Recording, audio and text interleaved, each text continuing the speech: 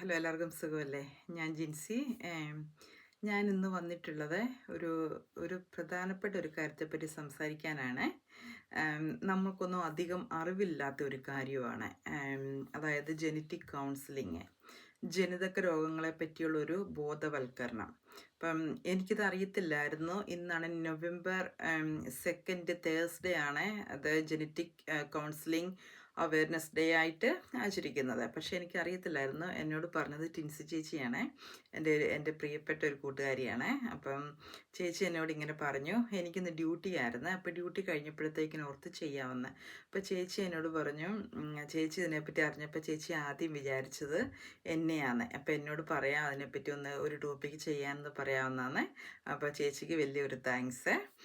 അപ്പം അപ്പം എന്താണ് ഈ ജനറ്റിക് കൗൺസിലിംഗ് എന്ന് പറഞ്ഞു കഴിഞ്ഞാൽ, നമ്മളെല്ലാവരും കേട്ടിട്ടുണ്ടായിരിക്കും, പ്രത്യേകിച്ച് നേഴ്സുമാരൊക്കെ കേട്ടിട്ടുണ്ടായിരിക്കുമല്ലോ എന്താണെന്നുള്ളത്, ഇല്ലേ? പക്ഷെ നമ്മൾക്ക് അതിനെപ്പറ്റി വലിയ അറിവോ കാര്യങ്ങളോ നമ്മുടെ ഒരു ഡേ ടു ഡേ പ്രാക്ടീസിൽ നമുക്കത് വരാത്തത് കൊണ്ടാണ് നമ്മൾ അതിനെപ്പറ്റി അത്ര അങ്ങോട്ട് മനസ്സിലാക്കാൻ ശ്രമിക്കാത്തതും ഒക്കെ, അല്ലേ? ഈ ജനിതക രോഗം എന്താണ്? ഈ ജനിതക രോഗം എന്ന് പറയുന്നത്, അല്ലെങ്കിൽ ജനറ്റിക് ഡിസോർഡർ, ഞാൻ നേരത്തെ എൻ്റെ ഒരു വീഡിയോയ്ക്കകത്ത് പറഞ്ഞിട്ടുണ്ട് ജീൻ മ്യൂട്ടേഷനെ പറ്റിയൊക്കെ. ജനറ്റിക് ഡിസോർഡർ എന്ന് പറയുമ്പോഴത്തേക്കും അത് ഉണ്ടാകാനുള്ള കാരണം നമ്മുടെ ജീനിൽ, അതായത് നമ്മൾ ഈ ജനിക്കുന്ന സമയത്ത് നമ്മുടെ ജീനിലുണ്ടാകുന്ന വ്യതിയാനം, അല്ലെങ്കിൽ അത് ശരിയായി നമ്മുടെ ജീനിന് പറയുന്നത് ബ്ലൂ പ്രിൻ്റ് എന്നാണ് പറയുന്നത്. ആ ജീനാണ് നമ്മുടെ DNA ഒരു കാര്യമാണ് ജീന്. അന്നേരം ആ ജീനാണ് നമ്മുടെ എല്ലാത്തിലോട്ടും സെല്ലിലേക്കൊക്കെ ഇൻസ്ട്രക്ഷൻസ് കൊടുക്കുന്നത്. ഇൻസ്ട്രക്ഷൻ മാനുവൽ എന്നും പറയും ജീനിനെ. അങ്ങനെ വരുമ്പോഴത്തേന് ശരിയായ രീതിയിൽ ഇൻസ്ട്രക്ഷൻ കൊടുക്കാതിരിക്കുക, അങ്ങനെയൊക്കെ ചെയ്യുമ്പോഴത്തേക്കിനാണ് ഈ ജീൻ മ്യൂട്ടേഷനും പിന്നെ ക്രോമസോമൽ വ്യതിയാനങ്ങളും ഒക്കെ ഉണ്ടാകുന്നത്. അതാണ് ജനിതക രോഗങ്ങൾക്ക് കാരണം. പിന്നെ ഈ ജനിതക രോഗങ്ങൾ നമ്മളിപ്പം ഈ ജനറ്റിക് കൗൺസിലിങ്ങിൻ്റെ പ്രധാന ഉദ്ദേശം എന്ന് പറയുന്നത്, ഈ ജനിതക രോഗങ്ങൾക്ക് അത് കണ്ടുപിടിക്കാനായിട്ടും അത് ഭാവിയിൽ ഉണ്ടാകാവുന്ന ബുദ്ധിമുട്ടുകൾ ഒഴിവാക്കാനും ഫാമിലിക്ക് സപ്പോർട്ട് നൽകാനും ഒക്കെ ആയിട്ടാണ് ഇതുകൊണ്ട് ഇവർ ഉദ്ദേശിക്കുന്നത്. ജനറ്റിക് കൗൺസിലേഴ്സ് എന്ന് പറയുന്നത് അവർ ഡോക്ടേഴ്സ് അല്ല. ഡോക്ടർമാരിലും ഉണ്ട്, പക്ഷേ ഇതൊരു സെപ്പറേറ്റ് അതിനുവേണ്ടി പഠിച്ച ആൾക്കാരാണ് ജനറ്റിക് കൗൺസിലിംഗ് ചെയ്യുന്നത്. നമ്മൾ പാരമ്പര്യമായിട്ട് കുറേ അസുഖങ്ങൾ ഉണ്ടാവുന്നത്, പിന്നെ പാരമ്പര്യം അല്ലാതെ അസുഖങ്ങൾ ഉണ്ടാവുന്നതൊക്കെ ഇല്ലേ? അതൊക്കെ നമുക്ക് നമ്മുടെ ജീനിനകത്തും നമ്മുടെ ക്രോമസോമിനകത്തും വരുന്ന വ്യത്യാസങ്ങളും കൊണ്ടാണ് ഉണ്ടാവുന്നതെന്ന് ഞാൻ പറഞ്ഞല്ലോ. ഇതിൽ പ്രധാനമായിട്ട് എനിക്ക് പറയേണ്ടതെന്ന് വെച്ച് കഴിഞ്ഞാൽ, നമ്മൾ സ്ഥിരമായിട്ട് കേൾക്കുന്ന ഒരു കാര്യമാണ്. അതിനകത്ത് ഏറ്റവും പ്രധാനപ്പെട്ടത് ഹാർട്ട് കണ്ടീഷന്. ഹാർട്ട് കണ്ടീഷൻ, അത് ഹെറിഡിറ്ററി എന്ന് പറയത്തില്ലേ? പാരമ്പര്യമായിട്ട് കിട്ടുന്നതും ചിലർക്കത് ആദ്യമായിട്ട് വരുന്നത് കുടുംബത്തിൽ ആർക്കും ഇല്ല, പക്ഷെ അത് ഒരാൾക്ക് വന്നു, അങ്ങനെ വരാവുന്നതാണ് കേട്ടോ. എനിക്ക് പ്രധാനമായിട്ടും പറയാനുള്ളത്, പ്രത്യേകിച്ച് ടിൻസി എന്നോട് പറഞ്ഞു ഇതിനെപ്പറ്റി പറയണമെന്ന് പറഞ്ഞ്, ഹാർട്ട് കണ്ടീഷൻ നമ്മളിപ്പോൾ ഈയിടെയായിട്ടൊക്കെ ഭയങ്കര വിഷമമല്ലേ കേൾക്കുമ്പം കൊഴിഞ്ഞു വീണ് മരിച്ചു എന്നൊക്കെ അങ്ങനെ കേൾക്കുമ്പോഴത്തേക്കിനെ. ഇത് എന്തുകൊണ്ടാണെന്ന് ചിന്തിച്ചു കഴിഞ്ഞാൽ, ഒരു പക്ഷേ അവർക്ക് ഫാമിലിയിൽ ആർക്കെങ്കിലും അങ്ങനെ ഒരു അസുഖം ഉണ്ടായിരിക്കും. ഫാമിലിയിൽ ഇല്ലെന്നുണ്ടെങ്കിൽ ചിലപ്പം അവർക്കത് ഉണ്ടാവായിരിക്കും. ഇത് നമുക്ക് ഒരു സിംറ്റംസും ഇല്ലാതെ പെട്ടെന്ന് ഒരു ദിവസം നമ്മളിങ്ങനെ കുഴഞ്ഞു വീണ് മരിക്കുന്നത്. ഈ ജനറ്റിക് ഡിസോർഡർ ഒരു സിംറ്റംസും ഇല്ലാതെയൊക്കെ നമുക്ക് വരാം.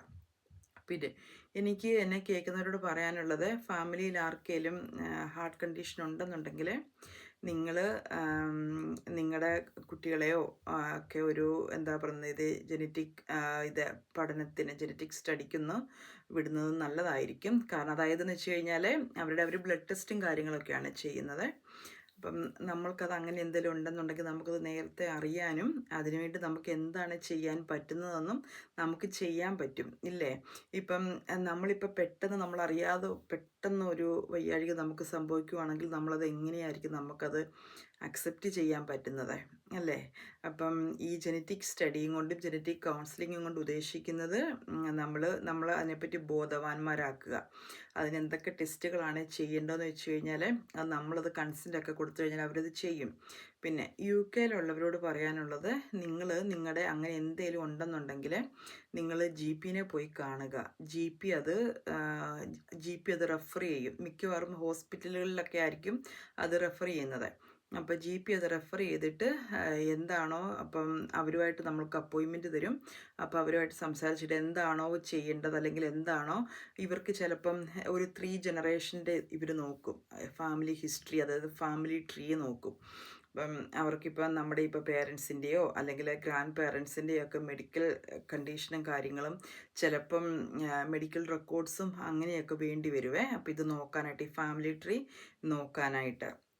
അപ്പം നമ്മളിങ്ങനെ ഹാർട്ട് കണ്ടീഷനൊക്കെ ആണെന്നുണ്ടെങ്കിൽ അപ്പോൾ അത് നമ്മൾ GP-യോട് അത് പറഞ്ഞു കഴിഞ്ഞാൽ അവരതിനുള്ള അറേഞ്ച്മെൻറ്റ്സ് അത് ചെയ്യും. പിന്നെ ഈ എന്താ പറയുന്നത്, ഇതിനകത്ത് ഒന്നെന്നുള്ളത് കാർഡിയോമയോപ്പതി, അത് വളരെ പ്രധാനപ്പെട്ട ഒരു അസുഖമാണ്. പിന്നെ നമ്മുടെ ECG-ക്കകത്തൊക്കെ കാണുന്നത് എന്താ ലോങ് ക്യൂ ഒക്കെ ഉള്ളത്, അതൊക്കെയാണെങ്കിൽ പെട്ടെന്ന് നമ്മൾ എന്താ പറയുന്നത്, കുഴഞ്ഞു വീണ് മരിക്കാനൊക്കെ ഉള്ളൊരു സാധ്യത കൂടുതലാണ്. അപ്പം അത് ഹാർട്ട് കണ്ടീഷൻ പ്രധാനമായിട്ട് ഞാൻ പറയുന്നത്. പിന്നെ നമ്മുടെ ക്യാൻസർ എന്ന് പറയുന്നത്, അത് ബ്രസ്റ്റ് ക്യാൻസർ, പിന്നെ പാൻക്രിയാസ് ക്യാൻസർ, അങ്ങനെയൊക്കെ ഉള്ളവർക്ക് ഇപ്പം അവരുടെ മക്കൾക്ക് അങ്ങനെ വരാനുള്ള സാധ്യതയുണ്ടോ എന്ന് നോക്കാനായിട്ടും അതൊക്കെ ഒരു ജനറ്റിക് കൗൺസിലിങ്ങിനും അല്ലെങ്കിൽ നിങ്ങളത് ജനറ്റിക് സ്റ്റഡിക്ക് വേണ്ടി നിങ്ങളത് കൺസെൻറ്റ് കൊടുക്കുന്നതൊക്കെ നല്ലതായിരിക്കും. കാരണം നമ്മൾക്കത് നേരത്തെ അറിഞ്ഞിട്ട് നമ്മൾക്കതിനെ ചികിത്സിക്കാൻ പറ്റുമല്ലോ, അതാണ്. അപ്പം ചിലർ ഓർക്കും ഇപ്പോൾ അങ്ങനെ എന്തെങ്കിലും ഉണ്ടെങ്കിലും അറിയണ്ട, അത് വരുന്നത് പോലെ വരട്ടെ എന്ന്, അല്ലേ? പക്ഷേ അതങ്ങനെയല്ല. നമ്മളത് വരുന്നത് പോലെ വരട്ടെ എന്ന് വെച്ച് കഴിയുമ്പോഴത്തേനും അത് പെട്ടെന്ന് ഒരു ദിവസം നമുക്കൊരു വയ്യാഴിക വരുമ്പോൾ നമുക്ക് ചിലപ്പോൾ അത് അക്സെപ്റ്റ് ചെയ്യാൻ പറ്റത്തില്ല, ഇല്ലേ? അന്നേരം ഇപ്പോൾ നമ്മൾ ഓർക്കും നമ്മൾക്കിത് നേരത്തെ അറിയുന്നുണ്ടെങ്കിൽ നമ്മൾക്ക് എന്തെങ്കിലും ചെയ്യാമായിരുന്നു, അല്ലേ? അപ്പം അതുകൊണ്ട് അങ്ങനെ ക്യാൻസർ ഉള്ളവരും കാണിക്കുക. പിന്നെ വേറെ ഒരെണ്ണമെന്ന് വെച്ച് കഴിഞ്ഞാൽ തലസീമിയ, നിങ്ങൾ കേട്ടിട്ടില്ലേ? ഇപ്പം ബ്ലഡ് ഡിസോർഡറാണ്. അപ്പം അങ്ങനെ വരുന്നതുണ്ട്. പിന്നെ നമ്മുടെ ഡൗൺ സിൻഡ്രം, പിന്നെ സിസ്റ്റിക് ഫൈബ്രോസിസ്, അങ്ങനെ കുറേ അസുഖങ്ങളുണ്ട് ഇങ്ങനെ ജനറ്റിക് ഡിസോർഡറായിട്ട് വരുന്നത്. അപ്പം അങ്ങനെ വല്ല ഉള്ളവരുണ്ടെന്നുണ്ടെങ്കിൽ നിങ്ങളത് ഡോക്ടറെ നാട്ടിലാണെന്നുണ്ടെങ്കിൽ ഡോക്ടറെ കണ്ടു കഴിഞ്ഞാൽ അവരതിനു വേണ്ടി എന്താ ചെയ്യേണ്ടതെന്ന്, അതിന് പല പല ടെസ്റ്റുകളുണ്ട്, അതൊക്കെ എന്താ ചെയ്യേണ്ടതെന്ന് പറയും. പിന്നെ നമ്മൾക്ക് ഈ ഫാമിലി പ്ലാനിങ് ഒക്കെ, ഇപ്പം നമ്മൾക്ക് പാരമ്പര്യമായിട്ട് എന്തെങ്കിലും രോഗം ഉണ്ടെന്നുണ്ടെങ്കിൽ നമ്മൾ പ്രഗ്നൻ്റ് ആയിരിക്കുന്ന സമയത്ത് തന്നെ അത് ചെക്ക് ചെയ്യാനൊക്കെയുള്ള സൗകര്യങ്ങളുണ്ട്. പിന്നെ അതുപോലെ തന്നെ ഈ ജനറ്റിക് ഡിസോർഡറൊക്കെ ഉള്ള ഫാമിലിയിൽ നിന്നൊക്കെ ആൾക്കാർ വിവാഹമൊക്കെ കഴിക്കുമ്പോഴത്തേക്കിനും ഇതിന് മുന്നേ ഡോക്ടറെ ഒന്ന് കൺസൾട്ട് ചെയ്യുന്നത് നല്ലതായിരിക്കും. പിന്നെ പ്രധാനപ്പെട്ട ഒരു കാര്യം, ജനറ്റിക് ഡിസോർഡർ വരാനായിട്ട് ഇങ്ങനെ ഫാമിലിയിലുള്ള വിവാഹങ്ങളില്ലേ, അതിന് സാധ്യത വളരെ കൂടുതലാണ് സാധാരണ ആൾക്കാരെക്കാട്ടിലും. അപ്പം അതുകൊണ്ട് നിങ്ങളൊരു വിവാഹമൊക്കെ കഴിക്കുന്നതിന് മുന്നേ ഒരു കൗൺസിലിങ്ങിനൊക്കെ പോയിട്ടൊക്കെ ആണെന്നുണ്ടെങ്കിൽ അത് നല്ലതായിരിക്കും. അപ്പം നിങ്ങൾ എന്തൊക്കെയാണ് നിങ്ങൾക്ക് എന്താണ് അതിനു വേണ്ടി നിങ്ങൾക്ക് ചെയ്യാൻ പറ്റുന്നത്, അങ്ങനെയൊക്കെ ഒന്ന് അറിയുന്നത് നല്ലതായിരിക്കും കേട്ടോ. അപ്പം ഇങ്ങനെ ഇതിൻ്റെ കുറേ അസുഖങ്ങളുടെ ലിസ്റ്റ് ഇടാം. കാരണം എല്ലാം കൂടി ഇപ്പോൾ പറയാനായിട്ട് പറ്റുന്നില്ല. അതുകൊണ്ടാണ് കാരണം നമ്മൾ ഈ കേൾക്കാത്ത കാര്യങ്ങളും അങ്ങനെയൊക്കെയുണ്ട്. കുറേ വെരി വെരി റെയറായിട്ട് വരുന്ന കുറച്ച് കണ്ടീഷൻസൊക്കെ ഉണ്ട്. അതൊക്കെ ഞാൻ മെസ്സേജിൽ ഞാൻ കമൻറ്റിൽ ഇട്ടേക്കാം. അത് നിങ്ങളൊന്ന് നോക്കുക. അപ്പം അതിനെപ്പറ്റി നമ്മൾക്ക് വേണ്ടത് ആർക്കെങ്കിലും എന്തെങ്കിലും അതിനെപ്പറ്റി അറിയണമെന്നുണ്ടെങ്കിൽ എന്നോട് പറഞ്ഞാൽ മതി, ഞാനത് വീഡിയോ ചെയ്യുന്നതായിരിക്കും.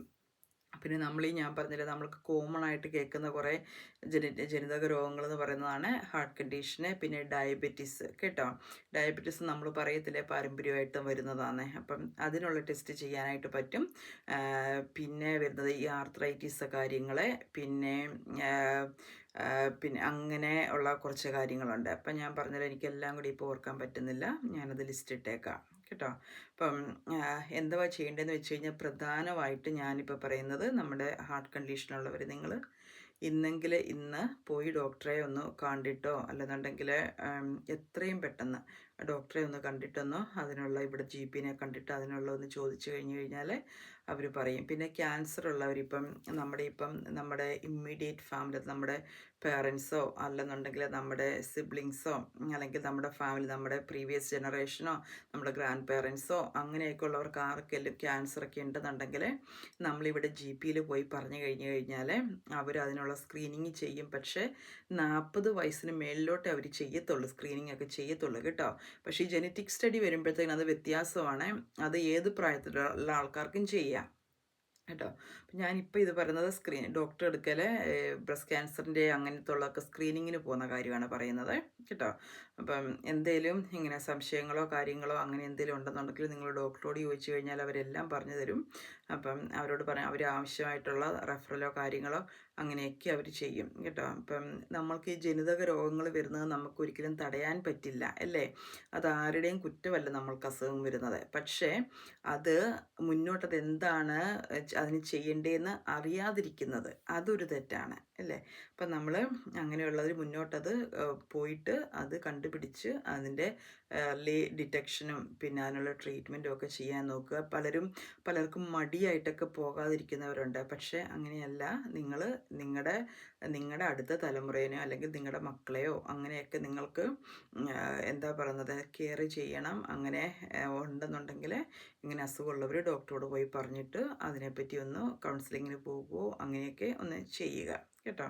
ഇനിയും അടുത്തൊരു വീഡിയോ ആയിട്ട് കാണുന്നത് വരെ എല്ലാവർക്കും ബൈ ബൈ.